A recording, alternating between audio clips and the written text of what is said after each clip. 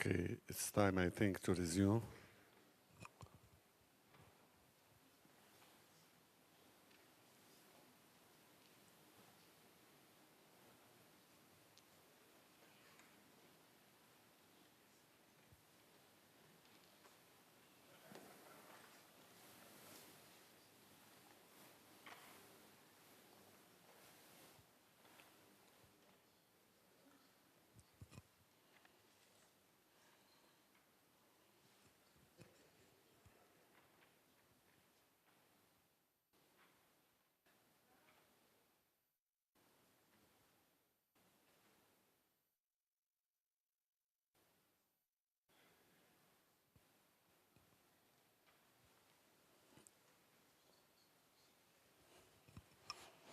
Okay, we are waiting for our third panelist, Mrs. Randa Slim, but we can begin a little bit because we are already on air. So I wanted to reserve this last session to something which is very, very important. It's the humanitarian dimension of the crisis plus human rights, minorities, the social dimension and the impact of what happened and what's still happening in Iraq and how it can help. I would like just to begin, with few words during my experience in Iraq in the beginning, the first 3 months from March to June 2006. To understand what was happening in Iraq, I decided at that time to divide Iraqis in 4 groups. The first group was politician, of course, inside the political process as well as against the political process, to listen to them, all of them. And the second group was the tribe, it's very important in Iraq, the tribal dimension, to hear all these leaders of the tribe, their conception. And the third group was the religious leaders as well as ethnic group leaders. What are their concerns and their analysis about the development. The fourth group was civil society and intellectuals, just to understand deeply. After 4 months, I was learning so many things. But one of the things that really shocked me was definitely the situation of minorities. As I mentioned, Iraq is a beautiful mosaic that is witnessing about civilization, history, and so many things. But I was so sad, a lot of stories, to see when I used to receive the representative of these small minorities. I was very, very, very sad because it was very clear that for some groups, if things are going to continue same now, in few decades, you will see extinctions of some groups, I'm thinking especially about Sabi and Mandi and Shabak and all these small groups. And I remember all what I could do for them when I decided to resign and to leave. I promised them that I'm going to raise this issue internationally. And I remember with the help and the support of the biggest Canadian think tank, Center for International Governance, Innovation and some friends, to do a report that I had the honor, to present in some parliament, especially in Europe, and in some forum. And prior to doing this report, I decided to visit again and to meet with them, even outside those that are refugees. And one of the things that shocked me, I couldn't go at that time at Damascus. The Syrian government didn't allow me, talking about minorities, even if it is Iraqi minorities, I didn't get a visa. But I visited in Iraq, especially in Kurdistan, Jordan, Egypt, and having a lot of meetings and a lot of contacts. So one of the things that really shocked me at that time, in 2009, a lot of people that they were refugees come back to Iraq because they didn't have enough, especially those in Jordan. So when I was verifying also with the UNHCR about those that they came back, I didn't find a single one from the minorities. That has, you see in some numbers that in 2003, they had, I think, about 90,000 Mandi, and almost two-thirds at that time they left Iraq. And of course, some countries that were very helpful, about the refugees. But they were divided, some in Finland, Norway, Canada, Australia, and this, that you can see for these communities in few decades there will be no Mandaean anymore. The problem with the Yazidis was totally different. The Mandaean, for their baptism, they have to do it in running water. So this is why you find them in whole Iraq through the cross to the rivers. And they were suffering a lot. I remember in 2006, they used to live from both sides of the river in Dura and the other part. And at that time, Dura was run by Al-Qaeda and the other side by Al-Mahdi army. So although they kill each other, but both they were against these people. Why they are with this religion, they have to convert to be Shia or Sunni or whatever. For the Yazidi, the situation is different. They have their holy site in Lalish that I had the chance to visit in Kurdistan. And for them, in their belief, a Yazidi born wherever, even in Australia, to be considered, he has to be baptized in Lalish. So their attachment to the land is so strong. And they had also specific things that in their areas, they were a majority, from Sinjar till Lalish. But because of the situation in the rest of Iraq, a lot of them had to receive a lot of refugees coming from other side. And during my visit, across their temple, some people, some extremists building a mosque and asking the satanic, you have to convert, you have this. So they were so scared. And the only solution for all these people, when I developed a lot of talks, I had very, very moving stories. I remember even when I went to Lalish, I asked to see their Pope as well as their Emir. And when I was in Erbil, prior to go there, they sent me a guy asking me, when you are going to meet with them, are you going to shake hand? I said, well, please tell me if you have anything in your religion. I respect everybody, He said, no, it's not for them, it's for you. I said, for me? No, why? I'm shaking all hands. I said, no, maybe if you consider them as Satan. I said, no. So when I met the Pope, I just took him like this, we're all human beings. And how they express, the fear for the future. And even within these minorities, there are differences. I remember also during my first visit to Erbil, I had a meeting with President Barzani, but I had 2 hours time. And I had, the driver was Christian, so we were visiting Erbil. And while talking, he told me, have a lot of Christian in the cemetery, living in the cemetery. He said, I would like to visit and to meet people. And I went there to visit. It was a catastrophe. So when I met the president, I asked him, I said, no, on a monthly basis, we receive about 3,000 families. But what can I do, No, and they are not even by the UN considered as refugees because it's inside the border. But at least immediately after, to show the differences, because there were a lot of work done by the Vatican, about the Christian. But for the Yazidi, the Mandaean, the Shabak, all the other groups, it's just worse, the situation. And we saw it most recently, after Daesh invaded their area, what they were doing with the people and selling them like slaves or rape or whatever.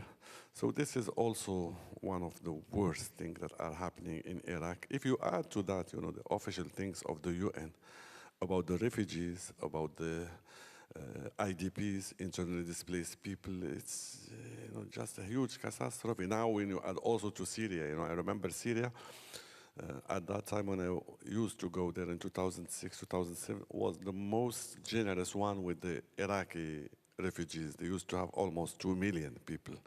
And they don't put them in camp or whatever. It was open to everybody. So with the crisis of Syria, a lot of them came back. And these people, they have also Syrian themselves. So now, when I see the statistics of the UNHCR, now we are not counting with the thousands, but with millions. Then people, the IDPs, also this is another catastrophe because when we are talking about the IDPs, at least those that they cross the border, they are considered as refugees, and there are some international aid coming, and at least there's security. But when you are within the IDPs, and sometimes the IDPs, they are changing from a town to another town because it's peaceful, then the war is becoming there, or the bombing, they have to change 2, 3, 4, 5 times. So when you talk to people, you see just frustration and distress people, you know. And also the fact that whatever you do and whatever the international community is doing, it's nothing. It's nothing when you compare it to how huge the crisis, the humanitarian crisis in that part of the world. And then for the Iraqis, now it's more than a decade. So this is why I wanted to reserve this, you know, to interaction and also, you know, to learn from different experiences and what is the situation and how we can help the Iraqis and how we can, at least by raising these issues in such a gathering like this. This is why I asked our friends, you know, the Honorable Congressman Hoekstra, and also Randa Slim, who was involved several times in several tracks in not only in Iraq in reality, but concerning all the areas, you know, to exchange and to ask questions and to develop these things. So give the floor to both of you. Come on. Thank you. And, you know, the focus of the conference is, you know, how do we move forward towards peace and reconciliation in Iraq? And there's no better indication or focus in terms of the health of a community and the health of a nation other than by looking at how the people within that community and within that country treat each other. And I still remember being in Iraq in 2009 and wanting to go visit a small little town called Telkif. And why would I go to Telkif? And it is the home for roughly, the roots were roughly 100,000 Chaldeans who live in the state of Michigan, all come from and trace their roots back to that area and that little community. And it's kind of like, I would like to go visit. And I still remember the US military coming to me and saying, not only is it not safe for you to go there, we don't feel comfortable taking you there, but it's also not safe for the Chaldean community there itself. So that's 2009. And we are now in 2015, and it's kind of time to do an assessment as to where we are. Have things improved or have things gotten worse? And I think you take a look at a few indices to kind of give you an indication as to where Iraq is headed. And the things that I've outlined are, what is the actual level of violence within the country? What is the ability of the government to protect and secure its citizens? And what is the capability or the willingness of the government to help those who are being persecuted or who are suffering in the current environment? Well, if you take a look at the current statistics, the numbers in Iraq are not very encouraging. One indication, one report said that in 2014, there were 12,000 Iraqis killed, and this was really Iraqi on Iraqi violence, 22,000 injured. And the interesting thing is, and it's a sad statistic, but a lot of the activity and the persecution is coming from the central government. And it is the central government targeting, in this case, primarily the various Sunni tribes. The Sunni government, or the current government downsizing its military, that's been brought up a couple of times significantly. And when you think of a military, an armed force, you're thinking of hopefully a disciplined force that's well-trained and capable of maintaining security and peace. And it's kind of like, okay, that's been downgraded, so maybe the conditions have improved, but in reality, what the government is now funding, it is funding militias, which generally you would interpret as being less under, being under less control of the central government and having more free rein to do what it wants to do, and that's exactly what's happening. They're attacking they're attacking the Sunnis. They're attacking in 3 different provinces. The history or the performance of the government in terms of freedom of assembly, freedom of expression. The country has been downgraded. 2014, it was identified as Iraq as the worst country, not the bottom 10, bottom 20, the worst country for freedom of expression. Because the attacks on individuals involved in the press and the unresolved killings of journalists. It's suffering in terms of human rights and those types of things. So the numbers and the statistics within Iraq are not very encouraging, and it's even less encouraging when you recognize that much of this activity is coming out of the central government. The second thing is, what about the ability of the government to be able to protect its citizens?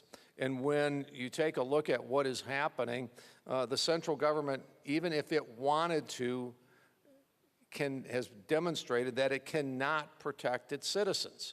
In this case, it cannot protect its citizens against ISIS. ISIS having taken over a significant amount of the territory of Iraq, capturing the 2nd largest city in Iraq, Mosul, with 1.5 million to 2 million residents. It tells you that in terms of protecting its own citizens, the central government is unable to do that. And the statistics that I cited earlier does not include the atrocities that are occurring in Iraq against Iraqis by ISIS.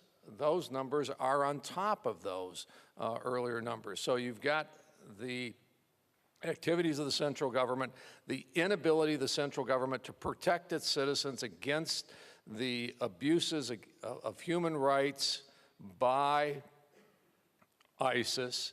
And then the third indication, which again causes concern, is, and you mentioned it, the displaced individuals.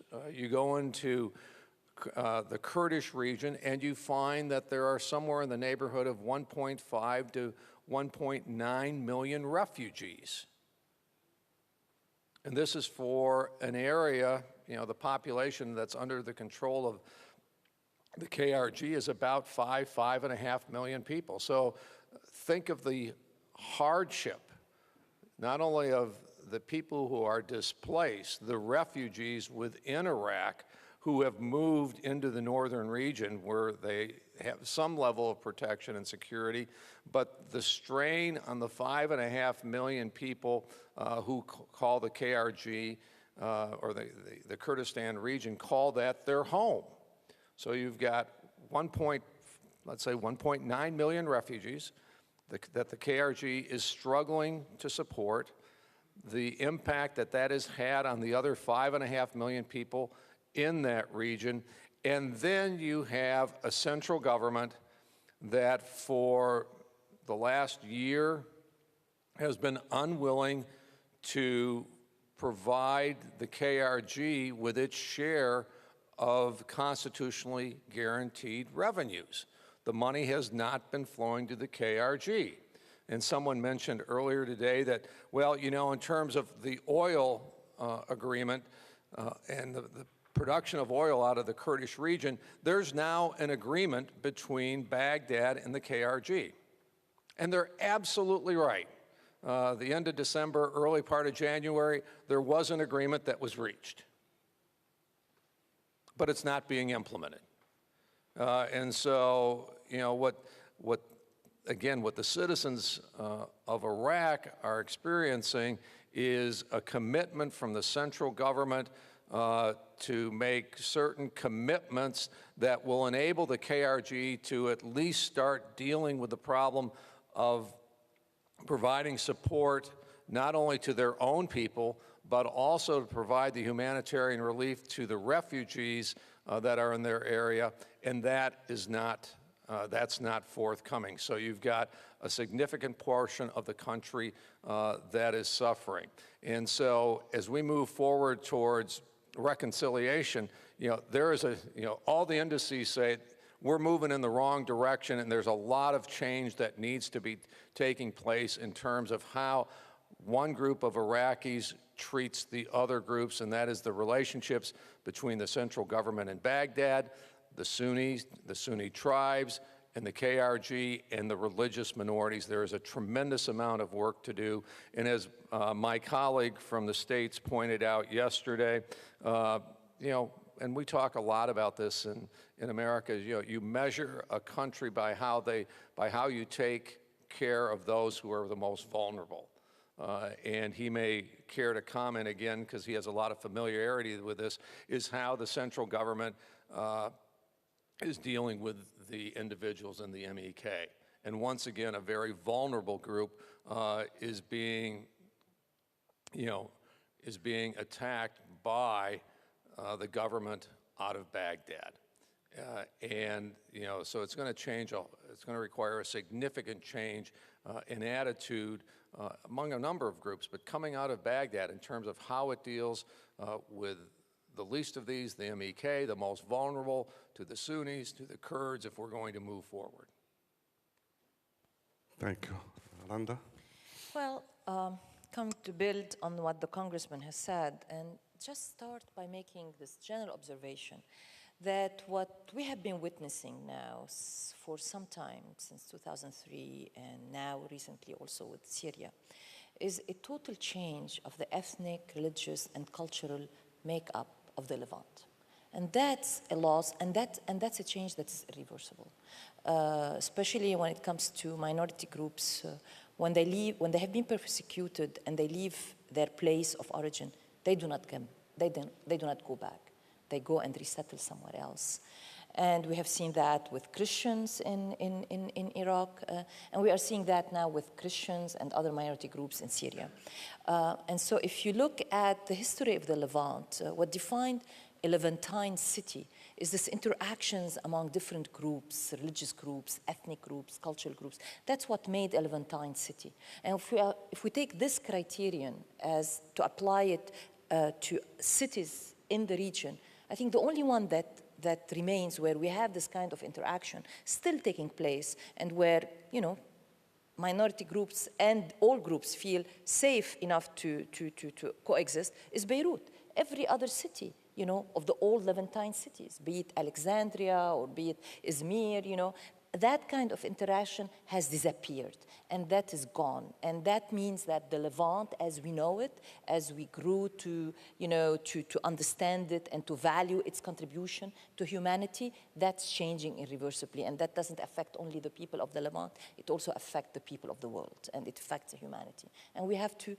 think about that. And I don't think that the trend is going to be reversed, to be very honest, when it comes to minority groups. I think they don't feel safe, and I don't blame them if they feel safe to seek to resettle somewhere else in the world. That's one thing. The second thing is, again, going back to a theme I raised yesterday about, testing Mr. Abadi. Mr. Abadi wrote an op-ed in the Wall Street Journal last December, in which he said that there will be no, he pledged that there will be no groups that operate outside the law, that they're all in parallel to the official structure.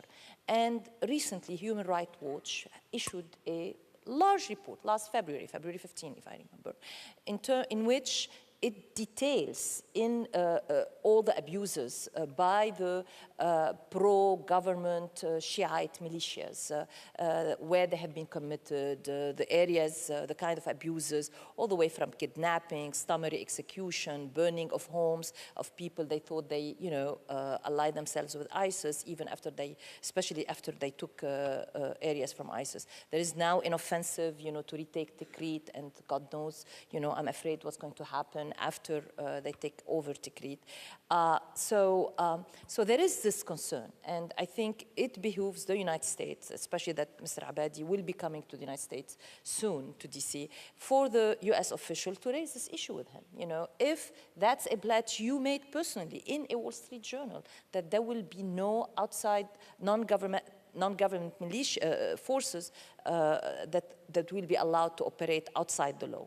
And that's one thing. And that, I think, we need to start talking tough with him on this issue and test him and ask him to basically live up to his commitment. The third issue, which I agree with the congressman, is this issue of reconciliation. I mean, this is part of US policy in Iraq, is to push, promote, create environment for national reconciliation. And increasingly, I see these militias, the pro-government militias, what's known as a popular mobilization forces, as presenting a major obstacle to national reconciliation and to US policy in Iraq. And the sooner we deal with this problem and the sooner the Iraqi authorities deal with this problem, the better off we all are. Because our history in the region is that you start with a militia that has all the good purposes of resisting and defending, the people, and then these militias eventually develop political agendas, and they would like to have, part in the government, part in the regime. And I mean, and that's something that only Mr. Abadi, the people around him, and only, to be very honest, also Mr. Sistani need to deal with. And the sooner they do that, the better off we all are. Now, will they be able to do that?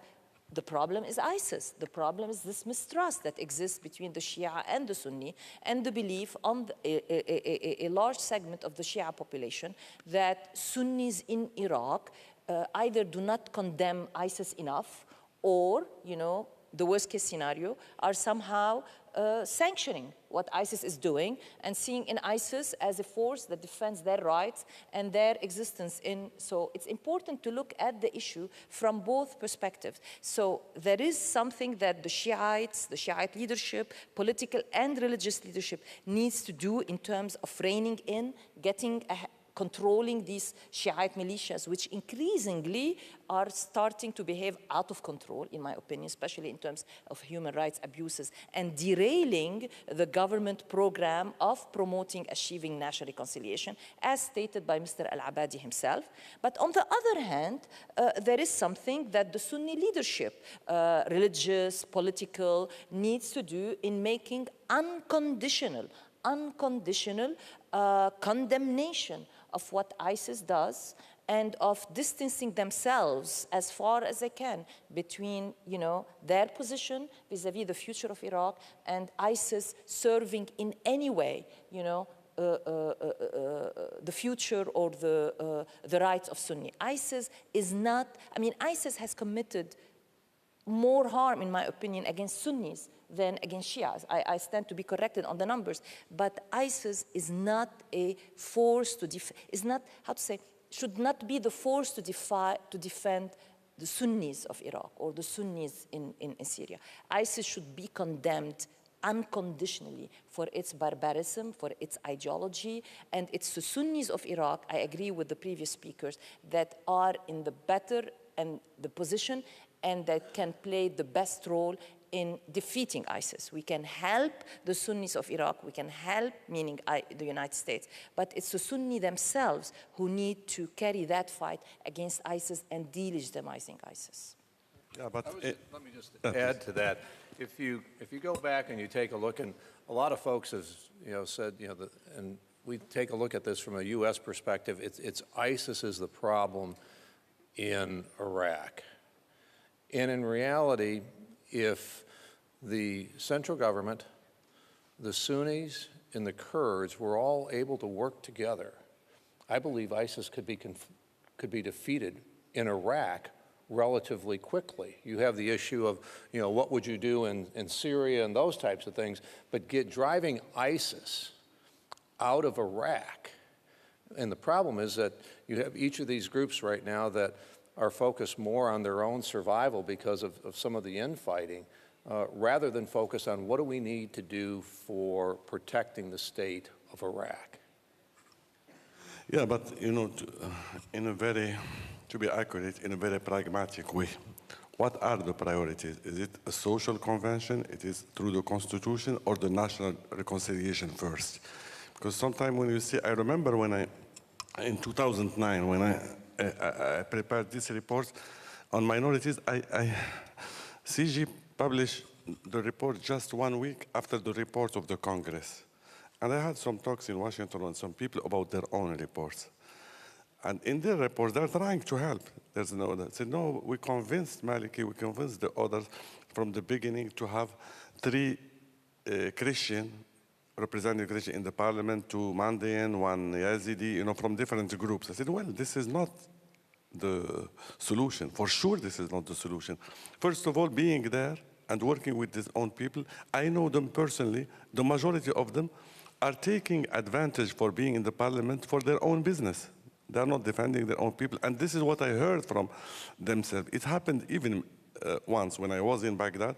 I had a lady working as a maid in our office, and she was Assyrian. When a representative came here, she came to my office after he left, told me, is that Mr. So-and-so? I just want to tell you, I'm Assyrian, he does not represent me. So this is part of the reality. I think the hardest thing to do are the hardest changes. And it concerns first the constitution. I keep telling the Iraqi, it has to be based on citizenship and clearly respecting pluralism. This is the only way. Maybe it will be difficult with one generation, but the future will be much, much better. But if you try just because there's a huge problem to correct it partially, it's not working. And we have so many examples now that are not working. For sure, if there's a real national reconciliation that include all Iraqis and a new project, especially all of them, they understand one specific thing, that it's a rich country, it can fit everybody. What they don't understand, at least some of them, the problem, and this is very, very, very sad, and let me give you a real example that I had the chance to see in Iraq in 1991. I was twice special envoy in Iraq. In 1991, after the war, of course, everything was in Security Council, but we had a resolution on to intervene and to help for people to go back after the war, and Kuwaiti prisoners and all prisoners concerning it. And I remember my first mission, I was there for 3 months. Wherever the Red Cross told me that they are displaced people, I go to visit them and to see them. And at that time, I used to live in Egypt. And of course, in Egypt, it's a huge, very old civilization. But the civilization, pharaonic civilization, it's only in stones. You have to go to the pyramids, to Luxor. The current Egyptian, Muslim or Christian Coptic, there's no direct link. Nobody speaks still the pharaonic or whatever. I was so surprised, agreeably surprised, when I was in Iraq, especially in the area of Mosul, when I had the chance to visit some Assyrian villages, to find the civilization still in people. They're still speaking the language, not only the stones. And now all these things are destroyed. The beauty of this mosaic, which is actually for the whole humanity. I'm coming from an area of the world with, traditionally we used to have a majority of Muslim, but nobody knows that he's Sunni or Shia, or they don't even know the differences until recently, and a small Jewish minority. But we didn't add so many, so it was for me a source of wealth, culturally, intellectually. So now to face and to preserve what could be preserved, as I mentioned to you, I'm afraid that some groups, we will see in few decades the extinction of them if nothing is done. Should we begin with national reconciliation itself, or the effort, and there were so many efforts now, some of them were totally wrong, because there's no definition of national reconciliation, or whom it should include.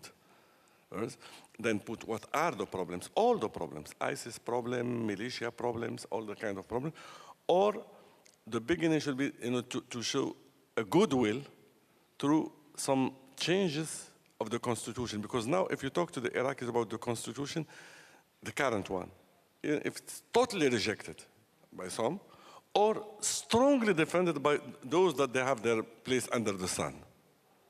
And we cannot touch it, although a lot of it, it's not implemented. I remember when it was in the Constitution itself about the Article 140. It was not implemented, it cannot be implemented except if there's something which is done by force on the ground. And I expect it's what's happening now with this recent development. So how the Iraqi should do the priorities, and what kind of role should be played regionally and internationally to help them? Just a couple of things. I only place so much confidence in that you can define and create the right structure that will make people get along. I watch how our U.S. Congress has worked for the 18 years that I was there. And the structure really never changed. And there were some times where it was very, very productive. And there were other times where you looked at it and say, man, this just isn't working, and people would throw suggestions out about, we ought to change this or we ought to change that, and we make some of those changes and it just wouldn't happen. It really, there may be some structural changes that are necessary in the Constitution, but to make Iraq work and to make the government work, depends a whole lot more on the attitude and the willingness of the people to work through whatever structure that is there. People with a strong will and a sense of citizenship and a commitment to making the country move forward for all of its people. People who come with that kind of an attitude can make a bad structure work. If you come into the perfect structure, but the people don't have the willingness and the commitment to the larger goal, and they're worried about their own narrow perspective, they can take the perfect structure and destroy it and make it very, very ineffective. I think it gets right back to your point.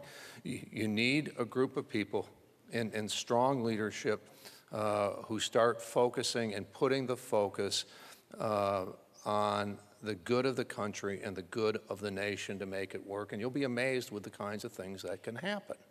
And if you spend too much time trying to tinker with the Constitution and putting this little piece in place or that little piece in place, I think you're moving away from the bigger issue.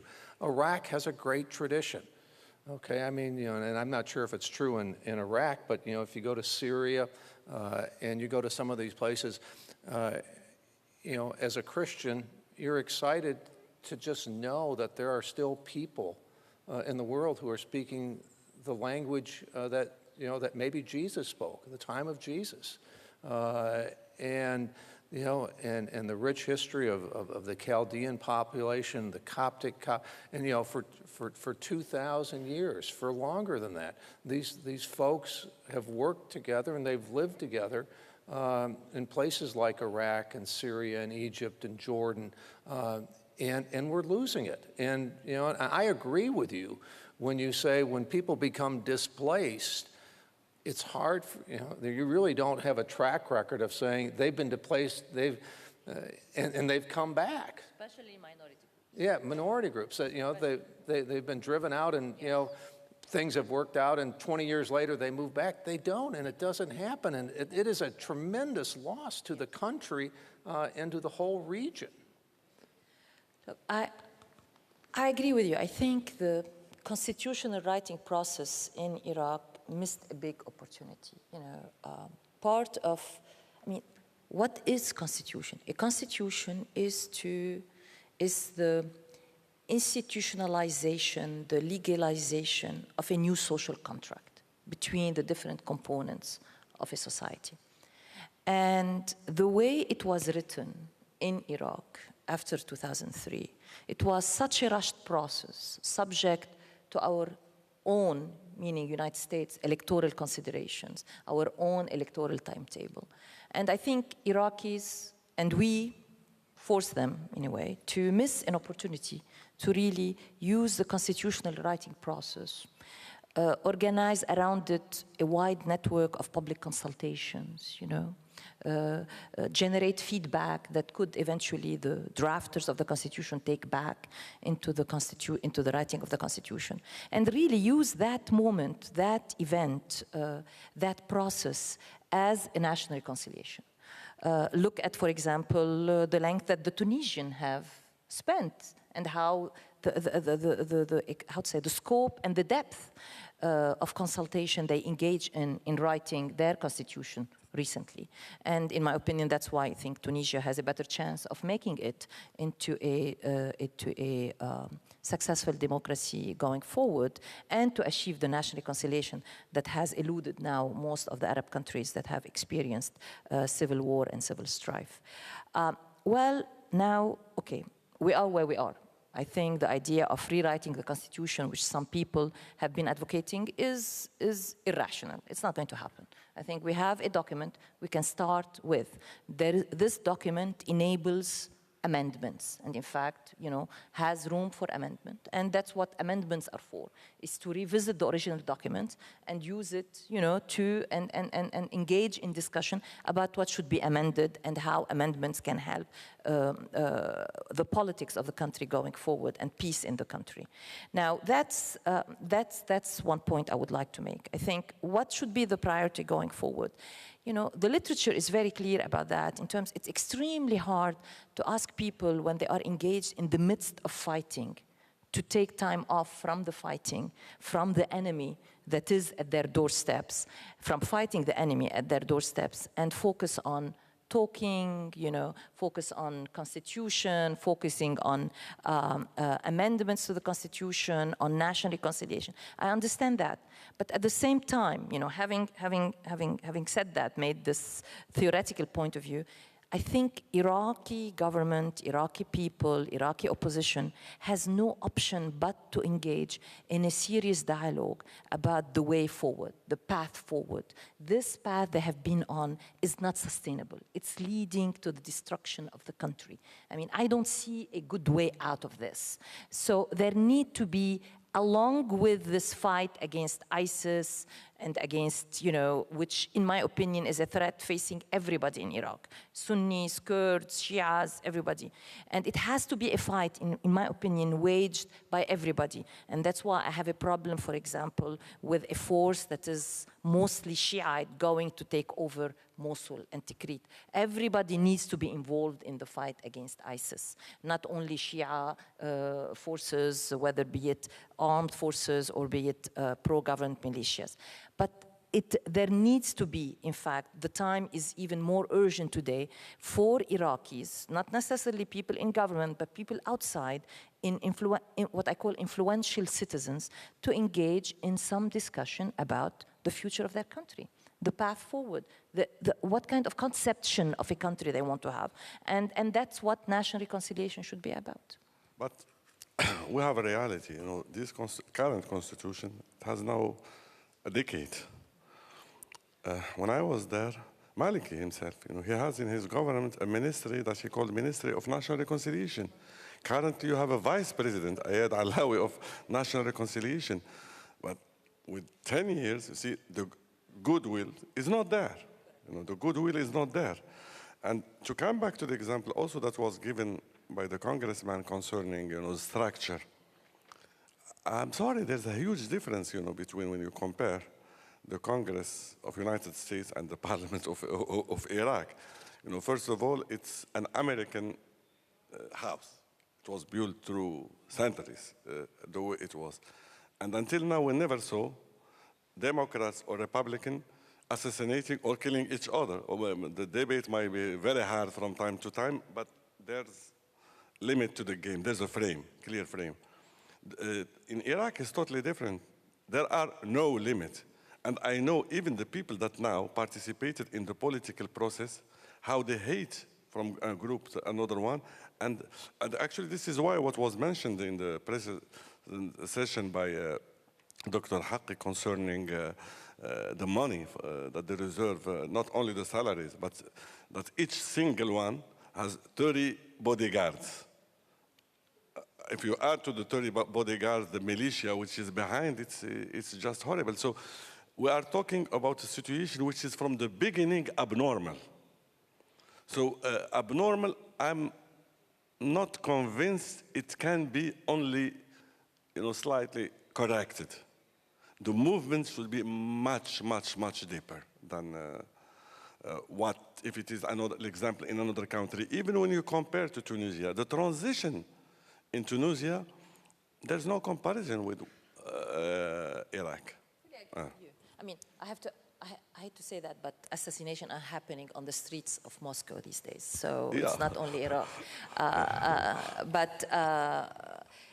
No, I fully agree with you. It was a different time, a different context, but I think we missed a big opportunity in Iraq during that constitutional writing process. And I lay the blame there at the doorsteps of the Americans, to be very honest. They are the ones who we were constantly pushing the Iraqis, especially the Iraqi Constitutional Drafting Committee, to wrap it up quickly, because we have election coming up. We wanted to show that there is progress in Iraq, and writing a constitution and, passing a constitution was one of those indicators that the administration at the time could say to the American public, look, there is a progress in Iraq, the sacrifices is not all for nothing. And that was a big missed opportunity, and we are paying the price for that right now.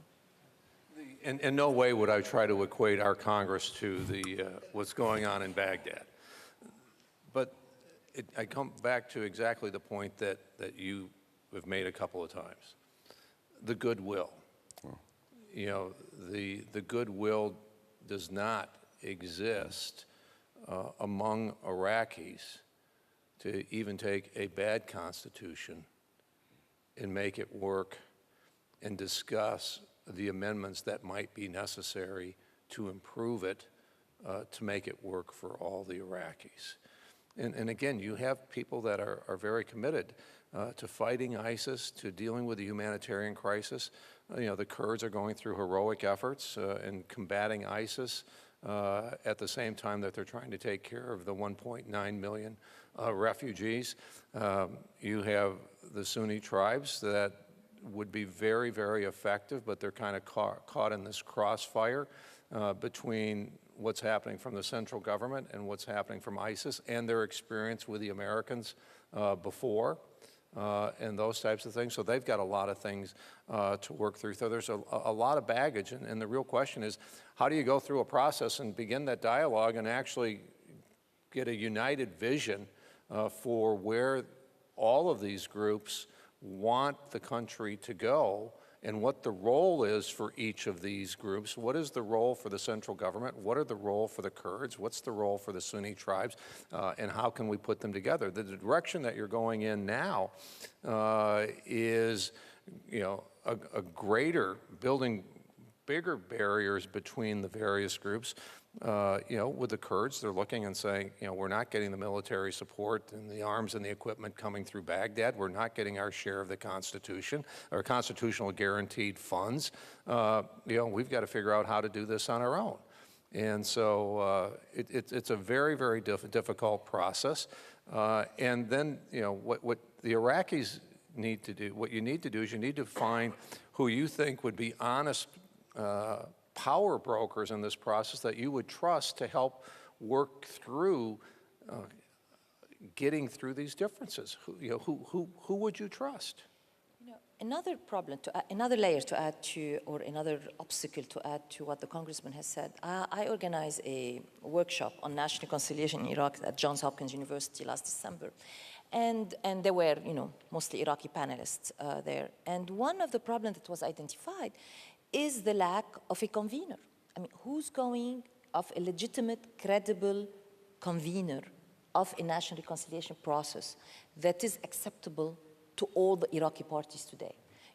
If we look at, you mentioned yesterday, in the past, there have been 3 national reconciliation initiatives.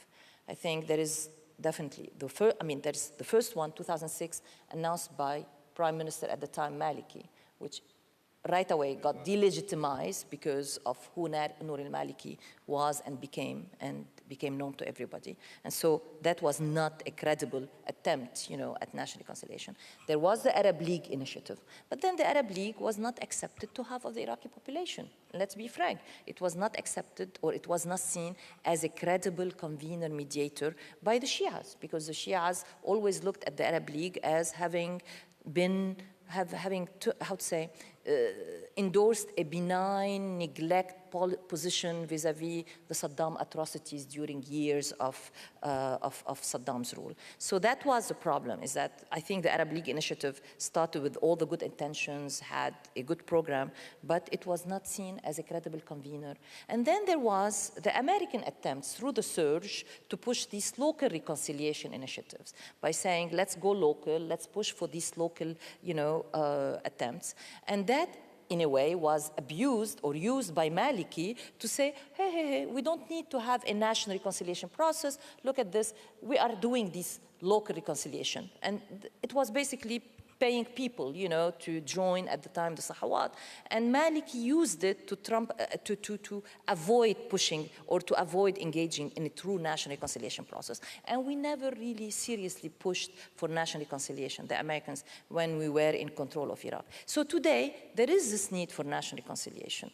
Who will convene it? I mean, who will create that space? Will it be the Arab League? Will it now be acceptable? Will it be a group of countries? If we look at the Ta'if Accord, for example, in Lebanon, it was Arab countries, 3 of them, that have decided to engage in that mediation effort. Only one of them.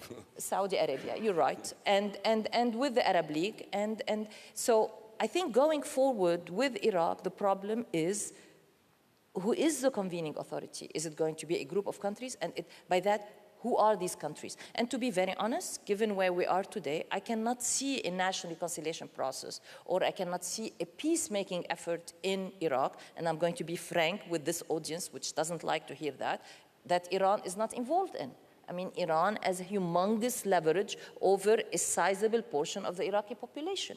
And so going forward, peacemaking in Iraq will have to involve the regional countries, which means it will have to involve with regional agendas, with roles that are being played today in Iraq, which will involve the Saudis, it will involve the Egyptian, it will involve the Iranian, it will involve the Turks. This is now the regional umbrella that we need to have in order to bless, help implement any kind of national accord among Iraqis. Okay, let me turn now to the podium. I think there were 2 first speakers, Sabah, then Haqi, then we will take others. Okay.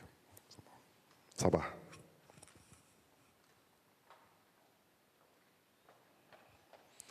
Then the senator, third one.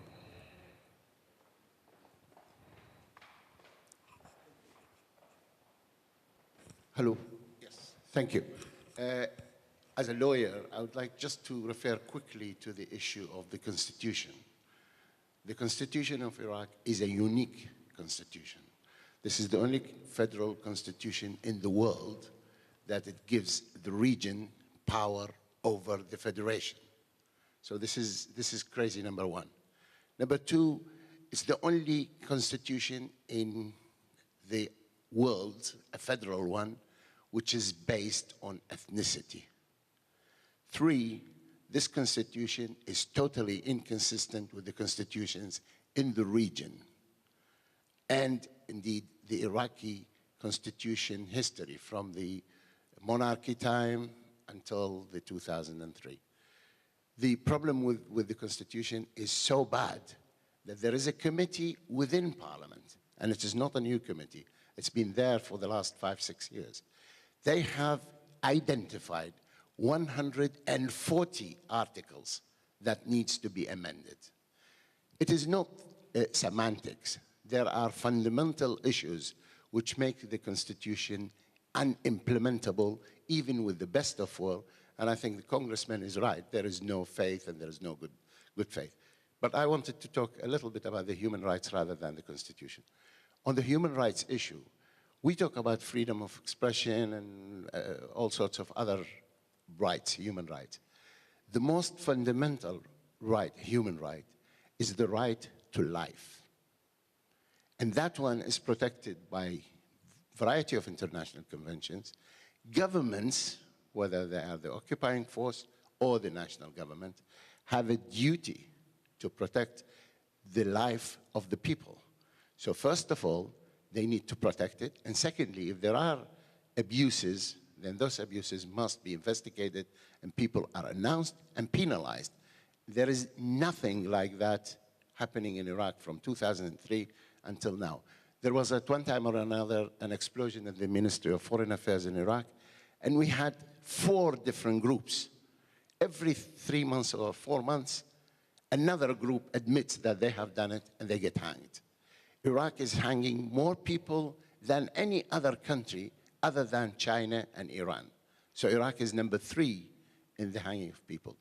The reports of the Human Rights Council shows that every human right in Iraq, from torture to unlawful killing to executions to everything, yet this is being addressed in a general terms rather than in specific. Although there are Human Rights Council resolutions, there are resolutions of the various human rights organizations, they are on record, but it's not being addressed. That must be changed somehow, and it shouldn't become a political issue. I think there is outside one of the little leaflets which actually highlights what abuses of human rights in terms of, it is not just naming them, it's giving the sources where people can go and look at it at the UN websites and other places. So there is a great deal of human rights abuse. The basic one is the right to life. And if you have every single day a minimum of 100 Iraqi people being killed, it doesn't matter whether it's an explosion or a crime or a committed or a bombing. This is a duty of the government, and the government is failing in that. Thank you. Thank you, Dr. Haqi. So we will have 4 comments from the audience, then we will move here the 4. إذا ممكن يعني أخذ السماعات لأن ستتكلم بالعربي. I'll speak in English. Can you please?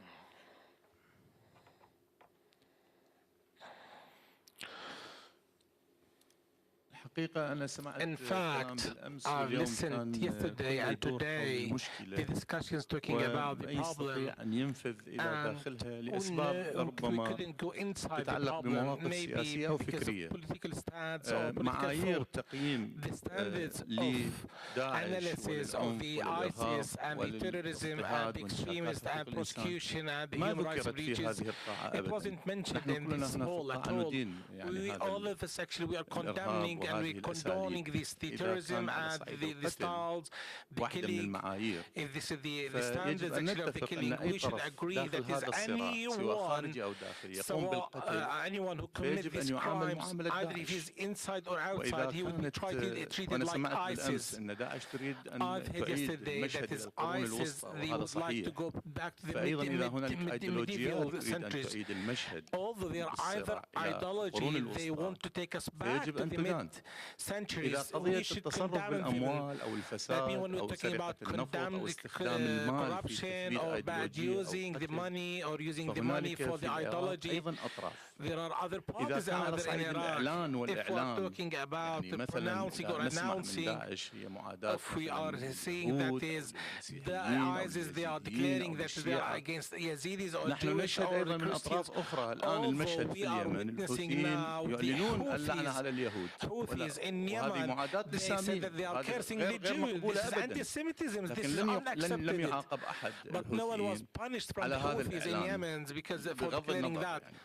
إذا معايير التقييم the valuation standards and evaluating the killing and the bad acts should be applied on everyone. What's happening to the Sunnis now? The Sunnis, they believe that is after 2003 they were punished. They were punished because of 9/11 without, and there is no single Iraqi was involved in 9/11, and no single Iraqi was pro 9/11. And even the Americans, when they came to the Iraq, no Iraqi was adopting Al-Qaeda, and that's why they brought Azarqawi to lead the Jordanian to lead the party, and then after that he was followed by Abu Hajar the Egyptian, then other foreigners, and yes, some Iraqis were with them. But the ongoing punishment for the Sunnis in Iraq, we have to discuss it here, either the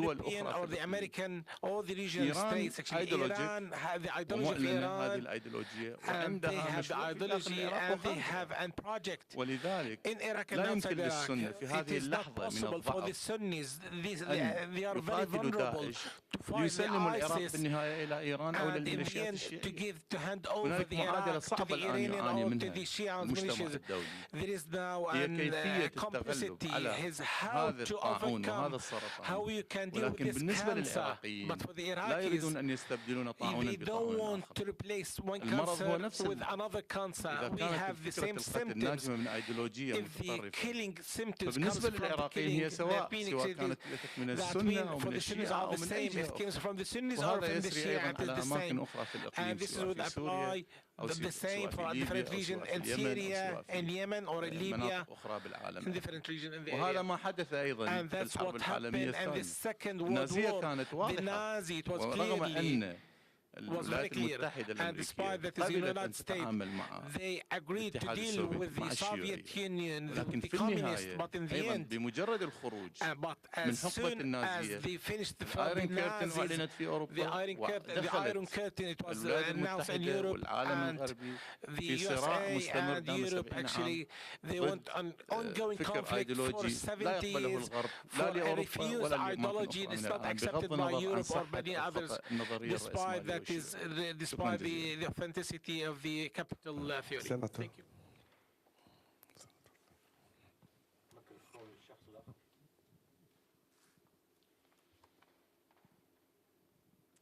Thank you. This being, for me, perhaps the last opportunity, I wanted to respond to both of you as if Prime Minister Abadi were here. Recognizing the hopes that much of this is broadcast to Baghdad, that somehow our collective advice might make its way into the Iraqi political process. The first problem the Iraqi government faces is that there's a host of problems in the world. This isn't the only one. And the political leadership of nations cannot, in my experience, address them all, and tends to choose to focus on those that are solvable. At the moment, from Berlin to London to Washington and a host of other nations, there's a focus on the Ukraine.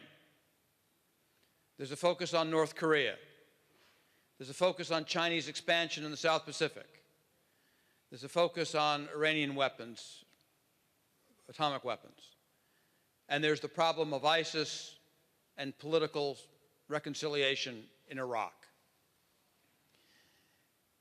Listening to this conversation these 2 days, if you take together massive military aid to Iraq, which has been squandered, with declining military capabilities in spite of this investment, almost unprecedented corruption and theft of internal resources and international aid. And despite overwhelming evidence, an inability to even seriously undertake national reconciliation in the face of the abuse of the people of Iraq by its own government. The first question for the Prime Minister would be, the leadership generally of Iraq would be, why would anyone invest more time and resources in dealing with this problem? In spite of the fact, I concede, it is an overwhelming international problem of massive consequence. Political leaders of other nations are not elected to invest their resources in solving problems that are insolvable or where failure is overwhelmingly likely. So convince me, Mr. Abadi, that this is solvable because you're serious about it. Let me deal with the specifics.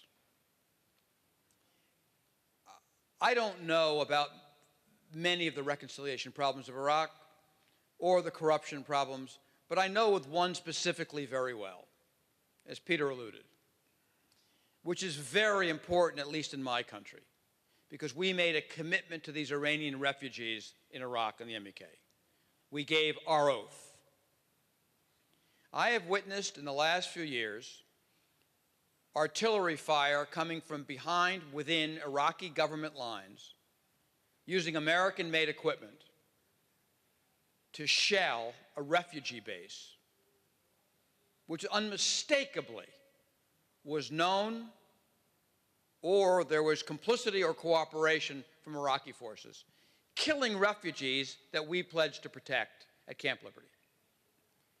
We have witnessed forces invading Camp Ashraf and murdering at point-blank range unarmed civilians that we pledged and the Iraqi government pledged to protect, either with the complicity or the involvement of forces directly under the control of Mr. Maliki. And you're asking us for help again? And you want our involvement? And you tell us that you're committed to national reconciliation and law? Mr. Abadi, you've got a difficult case. Because right now you have to prove your own credibility that you're worth investing in. And the facts aren't good. And finally, I'll remind you this. Many of us have been in government, and we've left. People don't forget.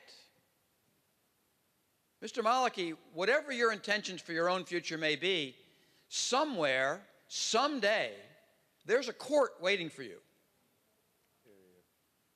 You're in government, and you have protection. You leave government, and you don't.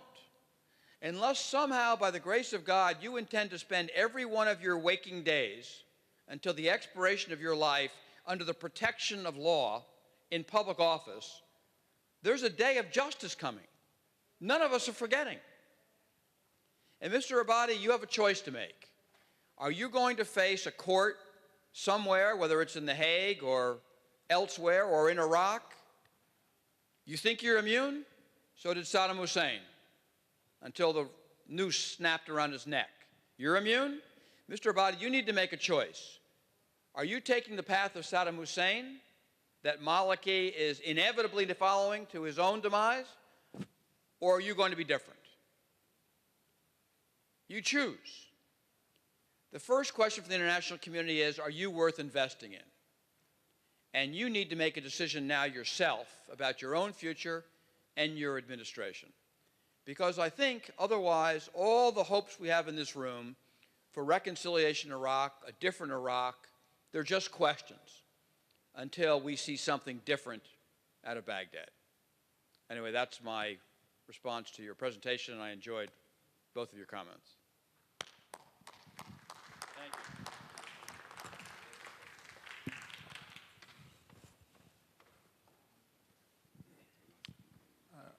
Excuse me, I speak in Arabic. أنا أتكلم باللغة العربية. القضية العراقية وقضية حقوق الإنسان في العراق. The human rights in Iraq. العالم يعرف أنها قضية It's شاملة. It's a general. ولا يجب أن لا نقوم بتمييع هذا الواقع المر. We can't really dilute that في مذاق العالم. in the ونقارنه بأشياء أخرى. أرجوكم. إلا أن نقارن بما يفعله النظام الملالي في إيران. لأنه هو من صميم فعل ولاية الفقيه. وكما قال الأخ صباح نعم العراق هو الثاني والثالث في العالم، أو من الأصح أن نقول بالنسبة لتعداد السكان هو الثاني في العالم بعد إيران، لأنه إيران ثانية من هذا الجانب. أعتقد أن قصة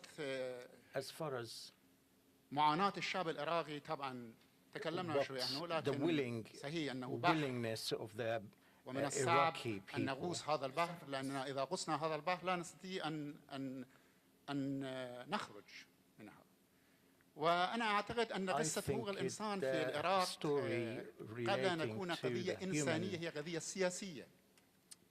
تخيلوا ماذا سيكون نتيجة تراكم هذه الجرائم الفظيعة في المستقبل، سواء في سوريا أو في العراق أو في إيران. هذا اللي هو كلها بفعل نظام ولاية الفقيه الذي هو النظام عائد إلى القرون الوسطى the كما قال medieval أحد regime الإخوان of الآخرين. Iran, as actually it is mentioned by my فإذا colleague. سمحتم لي أنا Please طبعا allow صعب me. علي أن It is أعلق على difficult كلام for me سيناتور توريشيلي لأنه to يتكلم comment مرتين on عن Senator قضية Chile, and he spoke twice سكان about معسكر أشرف the resident of Ashraf's camp, whom they were forced to be moved to Liberty camp. أخواتي وإخواني، وأنا طبعا إنما أريد أن أتكلم عنهم لا أستطيع أن لا أنفعل. They are my brothers and my sisters. Sorry, actually, I'm very sympathetic. Actually, I'm very sympathetic with them. I know them. Don't know them for just for a year, just a year. I know them for tens of years.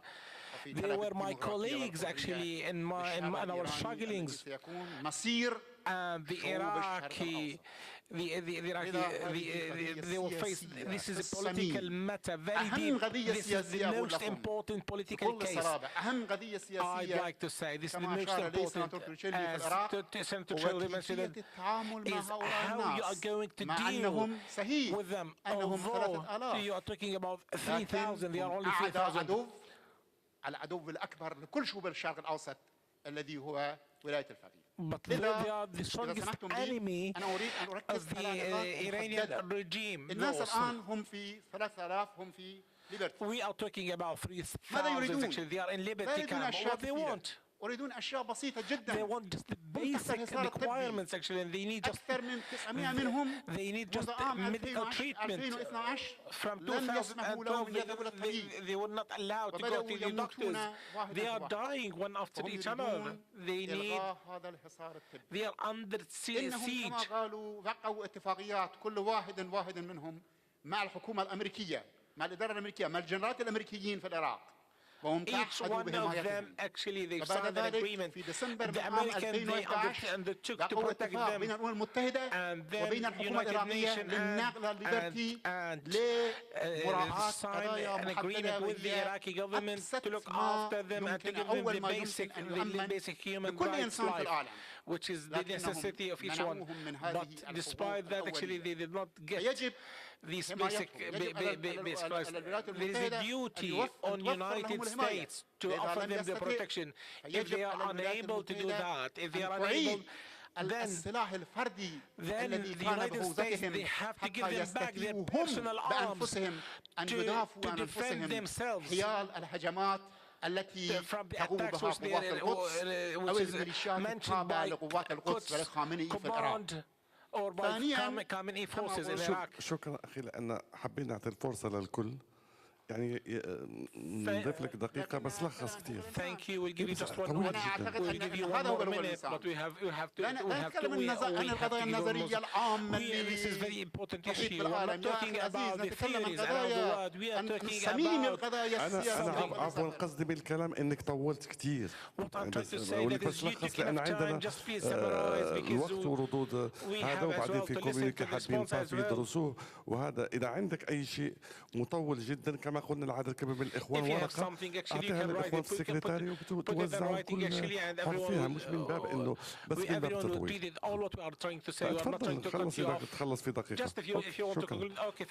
Okay, so can we, if there's any, ولا كمان Congressman.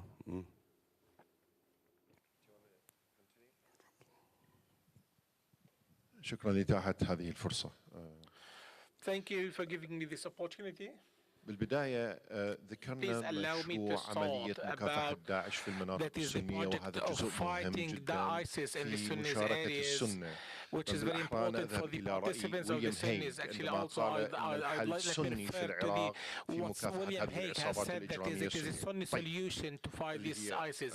يطلق عليها ISIS أو داعش. طيب كيف يمكن للعشائر السنية أن تحارب داعش وهي خارج نطاق التغطية من الناحية التسليحية؟ لا سلاح للسنة. هل يقاوموهم بسكاكين ومطارق أم بمعالق الصحون؟ يعني يجب أن نكون أكثر موضوعية وأكثر دقة في عملية وصف الحال لدى السنة. هل الولايات المتحدة أو هناك خطوط يجب اتباعها لتسليح هذه المناطق السنية لإخراج الدواعش منها ISIS؟ to fight the ISIS? لماذا تم تعقيد عملية عرقلة مشروع الحرس القومي في المناطق السنية؟ لماذا بدأت عملية الإسراع بعملية شرعنة الميليشيات الشيعية وجعلها ضد المؤسسة والجيش؟ هذه الازدواجية لا يمكن الخروج بحلول من هذا المؤتمر بدون عملية الضغط على هذه الحكومة التي هي من تعرقل عملية مكافحة داعش. المشكلة ليست في السنة، المشكلة ليست في المناطق العشائرية العربية الموجودة في هذه المنطقة، المشكلة في من يعرقل عملية مكافحتها، المشكلة من يسهل لجانب وطرف من أجل دخول تلك المناطق بحجة القضاء على داعش ومن م تشييع تلك المناطق بالغصب. هل تعرفين كم حادثة اغتصاب في هذه المناطق؟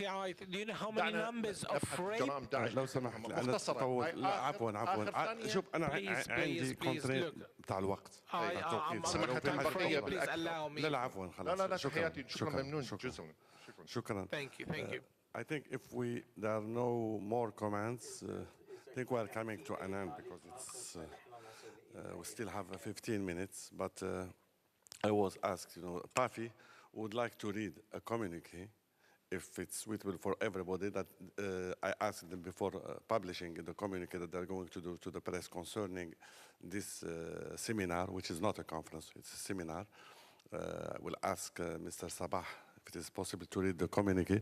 Then I was asked if it is possible for all participants, when we finish, they would like to take a picture for everybody as a souvenir.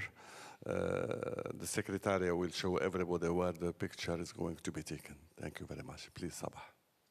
Thank you, sir.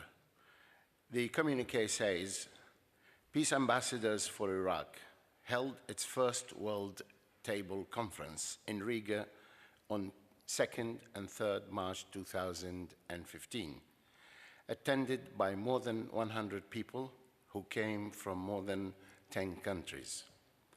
The objective of the conference is to address the possibilities for assisting Iraq to have peace and to rebuild Iraq without the use of force. Iraqi people are suffering from various problems, one of which is ISIS, but certainly by no means it is the only problem we have to deal with. A large section of the Iraqi society are taken hostage by ISIS, yet being viewed and treated as ISIS. At the same time, that section is abused by many other sectarian militias. Iraq's problem could be viewed on 3 levels: national, regional, and international. On the national level, there is a need for the beginning of a dialogue between the various factions, groups, sectors, without exclusion. Such dialogue is difficult, but must be started so that it may lead to negotiation for reconciliation. The regional powers need to stop interfering in the affairs in a negative manner or to take sides in the conflict. This conference is aimed at making the international community aware of the actual situation in Iraq and thus removing misunderstandings, misconceptions, and seek their positive and unbiased help. Thank you. Thank you.